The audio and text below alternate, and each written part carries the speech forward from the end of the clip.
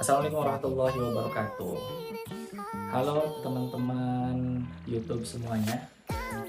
Ini adalah postingan pertama di YouTube yang saya coba unggah sehingga bisa sampai kepada teman-teman semua videonya. Sebelum bicara lebih jauh tentang banyak hal yang ingin dibahas, perkenalan terlebih dahulu, nama saya Udi Staman. Video ini nanti ditujukan buat mereka yang ingin berusaha atau ingin mengembangkan bisnisnya, dan tentunya yang membedakan channel ini dengan channel lain adalah bagaimana mengoptimalkan sumber daya yang terbatas atau infrastruktur yang terbatas atau dana yang terbatas untuk mengembangkan bisnis, dan semoga ini jadi solusi buat Anda semua para penonton YouTube sekalian. Baik, video kali ini video yang pertama yang akan menjelaskan bagaimana sih teman-teman mulai berbisnis gitu ya. Kenapa ini penting dibahas? Karena betapa banyak para pebisnis pemula yang dia itu kebingungan sebenarnya memulai bisnis itu dari mana terlebih dahulu gitu ya. Nah, ini ada 5 hal yang semoga bisa membantu teman-teman semua sehingga teman-teman bisa mulai berbisnis gitu ya. Tidak pusing lagi mulainya dari produk dulu atau market dulu dan seterusnya. Kalau saya merekomendasikan 5 hal ini. 5 hal itu adalah, yang pertama adalah market, yang kedua adalah produk, yang ketiga adalah promosi, yang keempat adalah teknik closing, dan yang kelima adalah list building gitu ya. Nah, kita bahas dulu yang pertama. Yang pertama itu adalah market.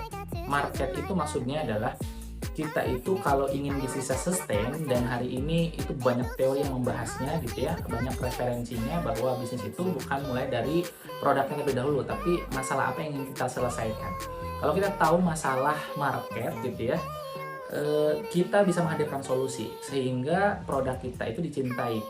Berbeda dengan mulai dari produk terlebih dahulu, kita perlu mencari orang yang mencintai produk ini. Nah, itu kan lebih susah ya dibandingkan kita mencari masalahnya dulu, kemudian munculkan solusinya, dan solusi itu kita jual ke banyak orang gitu ya. Marketnya segimana besarnya, dan seterusnya. Nah, itu yang pertama. Jadi mulai dari market terlebih dahulu, atau kita menentukan solusi atas masalah yang ingin kita selesaikan. Kemudian yang kedua, setelah kita menentukan yang namanya solusi dari masalah yang ada, kita bikin produknya.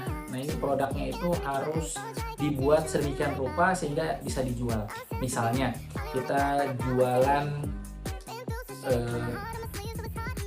alas kaki begitu ya. Ada orang punya masalah, masalahnya adalah dia tidak punya alas kaki untuk bercocok tanam. Itu masalahnya gitu ya. Kemudian kita munculkan solusinya adalah alas kaki. Nah, produknya adalah alas kaki khusus untuk bertanam. Nah, ini yang kedua, kita munculkan produk. Udah ya, kita punya produknya. Yang ketiga itu adalah promosi. Kita perlu mempromosikan produk tersebut. Di era sekarang yang era digital, maka sebelum produk ini dijual, dia harus berbentuk konten terlebih dahulu. Kita perlu membuat media sosialnya gitu ya, mulai dari Instagram, YouTube, TikTok seperti yang teman-teman lihat sekarang gitu ya. Dibikin kontennya baik berupa video ataupun poster, kemudian diposting ke media sosial kita, dan itu yang dimakan sebagai promosi. Tapi tentunya posting saja tidak cukup gitu. Jadi konten yang sudah dibuat tolong disebarkan. Disebarkan kepada mana? Kepada market yang ingin diselesaikan masalahnya gitu. Nah, itu yang ketiga, promosi. Dan yang keempat adalah teknik closing.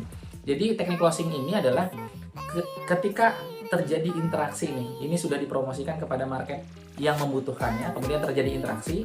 Nah, untuk bisa membuat orang itu beli produk kita, itu perlu teknik-teknik khusus gitu ya. Contohnya, sebenarnya teknik ini disebut sebagai teknik closing. Jadi satu teknik yang digunakan oleh para penjual untuk meyakinkan para pembeli sehingga mau beli gitu ya. Meyakinkan calon pembeli agar jadi pembeli gitu. Nah, salah satu contohnya gini. Saya tuh sering mencontohkan yang mudah ya. Yang mudah itu gini. Misal kita jualan sweater rajut gitu ya, berwarna merah. Kemudian ada calon pembeli yang ingin membeli sweater rajut kita, tapi dia tidak ingin warna merah, sementara kita punya warna merah. Dia inginnya warna merah muda gitu ya. Ketika dia bertanya, si calon pembeli ini, Kang Yogi, saya ingin beli sweater dan sweaternya itu warna merah muda, apakah ada? Sebenarnya kan saya tidak punya warna merah muda, maka biasanya orang kebanyakan itu menjawabnya, mohon maaf, saya tidak mempunyai sweater warna merah muda. Dan akhirnya percakapan itu selesai. Nah, kalau seperti itu, ya jelas selesai dan tidak ada transaksi. Tapi sebenarnya, kalau kita memahami teknik closing, kita cukup mengatakan, mohon maaf Bapak, Ibu, sweater warna merahnya tidak ada. Adanya warna merah muda, begitu ya. Mohon maaf, tadi kan butuhnya merah muda, tapi ternyata adanya merah gitu ya. Ya kita bilang, mohon maaf tidak ada sweater warna merah muda yang ada warnanya merah. Mungkin Bapak suka warna merah marun, misalkan kita kalau punya merah marun. Nah, semua produk kita ketika memang tidak ada, itu ditawarkan yang ada begitu ya, sehingga terjadi percakapan. Jangan sampai percakapan itu berhenti di kita, tapi pastikan itu berhenti di mereka. Nah, misalkan sudah tuh diberikan pilihan warna merah marun atau warna yang lainnya gitu. Nunggu dia jawab, dan ketika dia jawab tentunya jangan sampai berhenti di kita. Kita perlu melancarkan pertanyaan-pertanyaan yang akhirnya berakhir pada closing gitu atau penjualan gitu. Nah, itu teknik closing. Sebenarnya nanti secara khusus teknik closing akan dibahas di pertemuan-pertemuan selanjutnya. Itu yang keempat. Kemudian yang kelima adalah list building. List building itu atau membangun list, membangun data.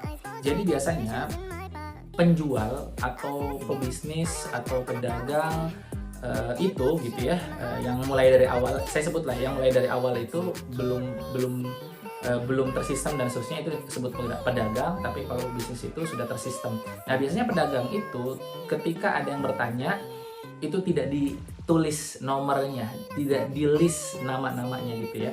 Yang dia list itulah penjualan. Jadi ketika terjadi tentang transaksi atau terjadi penjualan itu di list, tapi orang-orang yang bertanya yang sebenarnya itu calon pelanggan potensial itu tidak ditulis gitu. Padahal sebenarnya kalau kemudian kita tulis di kesempatan lain, nanti kita akan bisa memfollow up mereka yang belum beli gitu ya.